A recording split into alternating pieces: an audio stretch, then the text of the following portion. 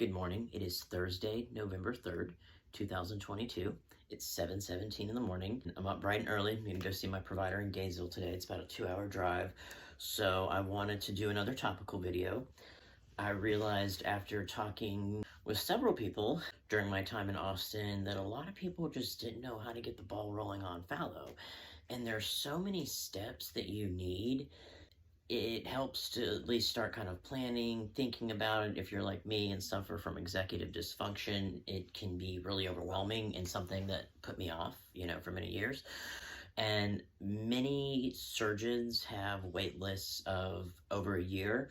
Many are in the 2 to 4 years, not just to book surgery, but for consults. So teams like NYU Langone, Dr. Rachel Bluebond-Langner up in NYU. Not sure about Burley, but pretty sure Burley's in the Pacific Northwest. Not sure how long his wait list is, but I know it's extensive. And then Dr. Chin, who I follow more closely as well, I believe his consults are maybe booking 3 to 4 years out now, and then I think he books surgery a year or so out.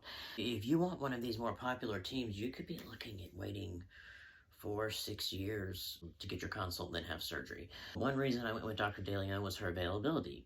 Last year, she announced around November that she was starting to do her own fallows, and I really didn't think I would go to her, but then I thought, why not look at her stuff? And I did, and that's another video. I'll get off on that tangent. Choosing my surgeon will be a whole other video.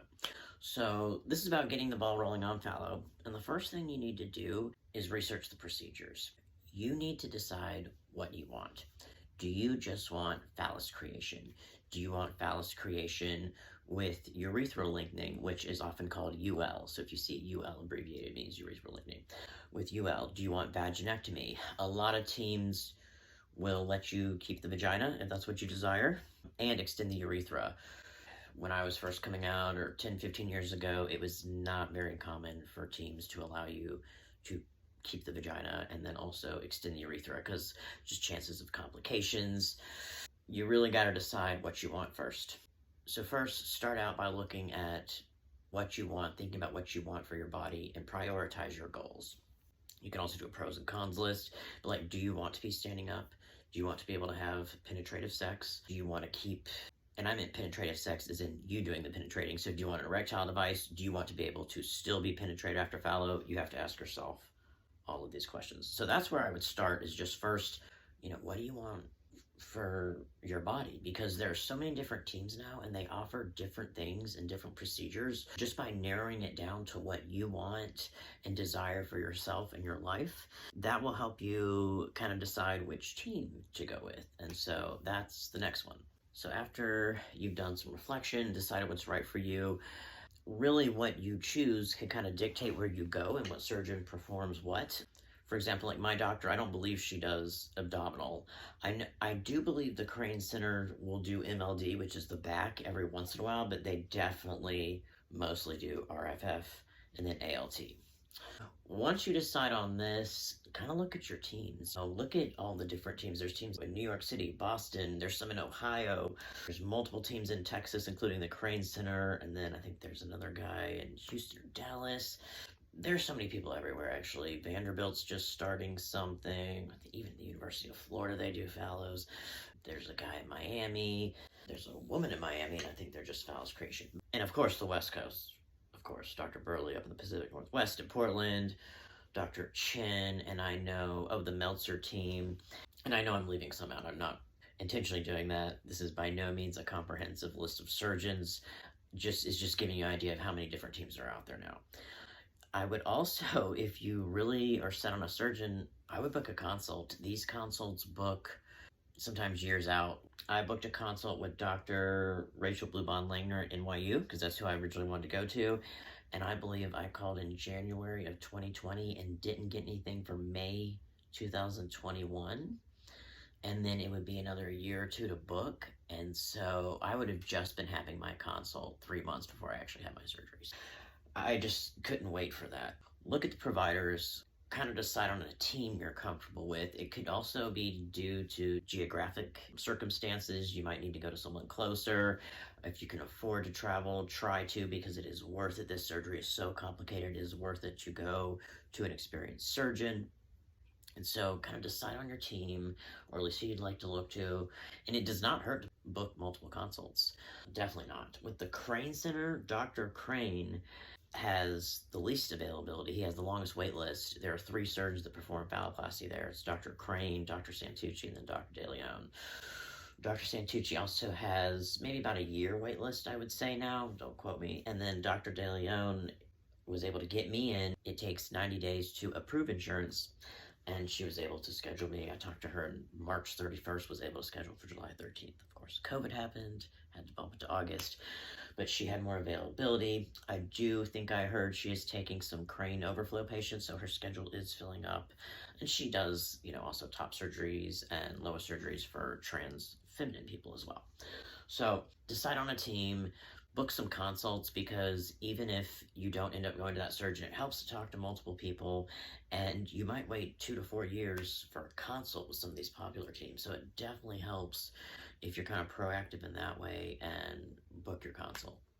So once you've kind of narrowed it down to some teams you'd like to talk to, check out what insurance they have. Just because your employer doesn't provide you insurance, or provides not so great insurance that doesn't cover your benefits or doesn't cover a lot, you can purchase private insurance in the marketplace. And right now, actually starting November 1st, is when you can enroll in private insurance in the marketplace. And you can buy insurance that will cover this procedure.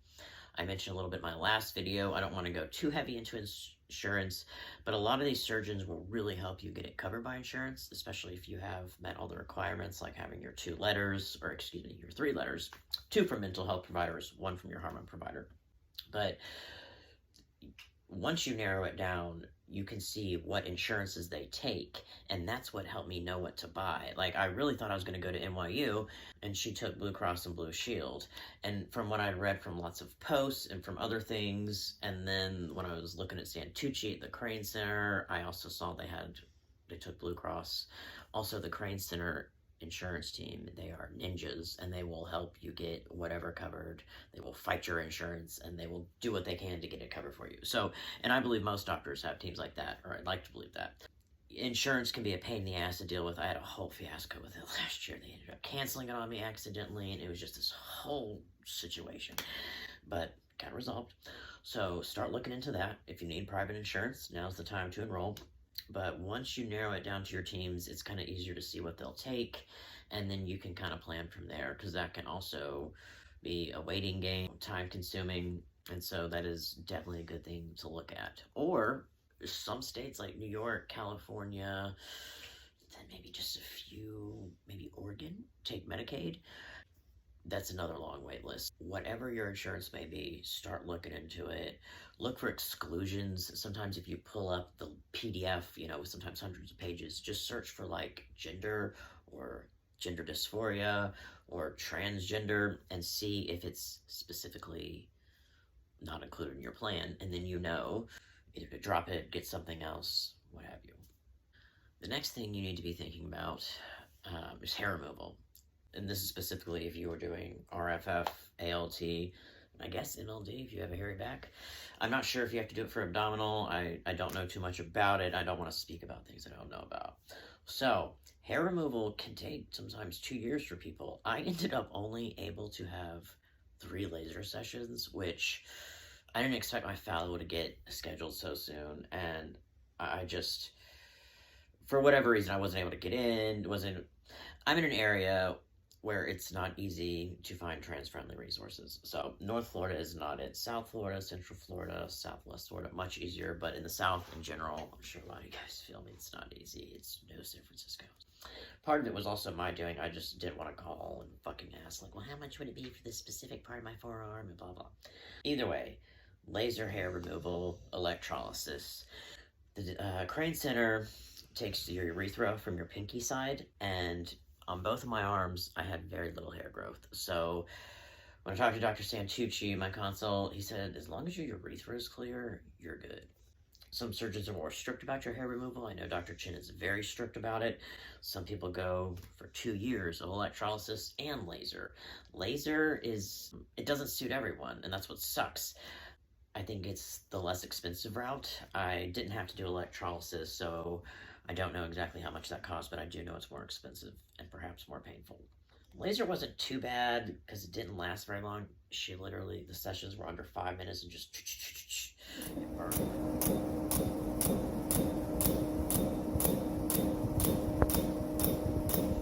It burned for like a day, then it was fine. Laser works best on lighter skin tones with darker hair. That's not everyone. And so you might have to go with electrolysis, depending where you are. Electrolysis is booked. I mean, the people I went to had like 7 pages of a wait list. They're a super popular center.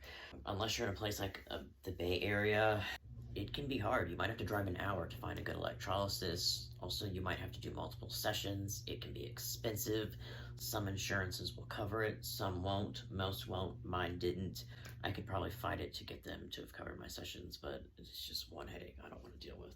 So, hair removal, even if you can't talk to a surgeon for 2 to 4 years, you could start the hair removal because you don't want to start it at your consult with the way these wait lists and wait times are getting. Hair removal, definitely something to think about, and it's expensive, so it's something you might need to do sporadically. And with laser, I was only able to do it every 10 weeks, I believe. I was due for a session right before I was supposed to go, and then it got canceled, so it turned out I could have done it, but I didn't know that. But they don't want you lasering, I think, 2 weeks before your date or something like that.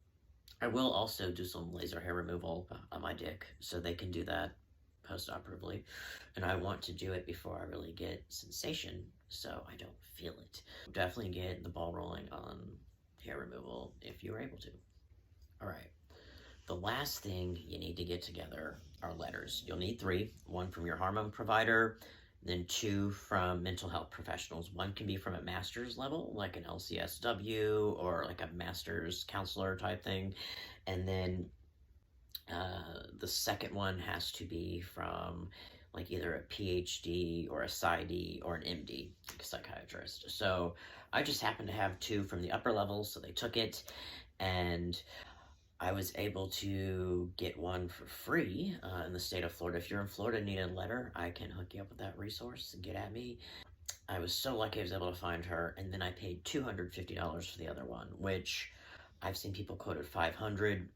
This woman, we only had 1 session. It was actually really nice, and I thought it might be kind of triggering because when I started this process, the lower surgery process when I was in San Diego, I had a woman filling in for the gender therapist, and it turned out to be like really traumatic experiences, recounting all this trauma and stuff, and she didn't know what to do with it, and it was just a lot. So it actually was really good. I know a lot of people see it as gatekeeping. It can be a pain in the ass to schedule, to find someone, especially if you're in a state like me. It took me a minute to find my second person. So, and you know, these people don't always have a lot of availability. So the woman that charged me $250, I think that was totally reasonable, totally fair. She did it in 1 session. She's a PsyD. That's probably like a normal price without insurance anyways. She wrote a beautiful letter, and she encrypted it and had it to the Crane Center the next day. So in under 24 hours, and she had just, it was perfect. So I totally thought it was worth it. I would have paid $500 for that. I had started with a psychiatrist who saw me for like an introduction session, which was like $200, and then she wanted $500 to write the letter, but she wanted to do it over a course of 3 sessions, charging me like $500 and then $200 for the next 2 so she could get all the info. And by then it's going to cost like $1,000. And, you know, I need that $1,000 for food and lodging in Austin, not to get my letter. Like, clearly I'm ready for this, but I also do understand why they make you talk to a mental health professional, because this is a huge undertaking. Phalloplasty is no joke. Top surgery is no joke. But it really takes so much out of you mentally, spiritually, and physically that you really need to be prepared and know what you're getting yourself into, and knowing you can handle the complications if they may arise. There are resources out there, and definitely lots of telehealth therapists in states like California and New York. I had tried to talk to a guy that was a trans guy to get me a letter, but he's like, I'm sorry, I can't help you. I'm in California, but good luck on your journey. So especially if you're in a tough state in the South, I imagine states in the deeper South like Mississippi, Arkansas, things like that are much harder to get a letter in than even Florida. If you're in Florida, I can hook you up with the woman that gave me the letter for free. She is also, I believe she's a PhD. So that was super helpful. It was awesome. I was so grateful to her, especially after, you know, that psychiatrist wanted nearly $1,000. Thank you to the 2 people that helped me with that. One thing to note, letters expire, I believe, after a year, so don't get them written and sent in until you already have your consult and you kind of know when you're booking your date, because I've seen posts where people already had their letters, they were good to go, they were on their stuff, but then their letters expired, and that's another session, which is so silly. You'd think the doctor could just, you know, update the date, but a lot of times they want to see you again, as if you changed your mind in that time, right? So letters will be the last thing, but they can be a pain in the ass to find a provider. Like, I don't have a relationship with a mental health therapist currently, so I just didn't have someone I could go to right away to write me the letter. So it did take some time, research, and then waiting several months on scheduling. But one thing about them both, they both had my letters within 24 hours. To me, encrypted, and then to the Grain Center. That was awesome. I hate to be long-winded, but that's how I get, but that's just some ideas for how you can get the ball rolling on having your phalloplasty. All right, take care, everyone. Peace.